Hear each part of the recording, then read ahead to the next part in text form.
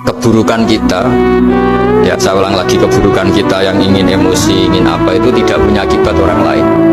Di sini kearifannya Rasulullah SAW, beliau masyhur ngendikan, layak dilqodi wa ghadban. Jangan sampai seorang hakim bikin keputusan ketika emosi, karena bawaannya orang emosi itu pasti nggak terkontrol intelektualnya, nggak terkontrol nuraninya, nggak terkontrol semua sifat baiknya. Itu kalau punya keputusan bahaya sekali. Orang yang sedang emosi tinggi jangan bikin keputusan penting. Kemudian oleh ulama diteruskan juga jangan bikin keputusan penting orang yang sangat lapar, atau yang sangat kenyang, atau yang sangat ngantuk, atau yang super sibuk. Jadi hal-hal yang potensi buruk dalam mengambil keputusan itu harus ditinggalkan.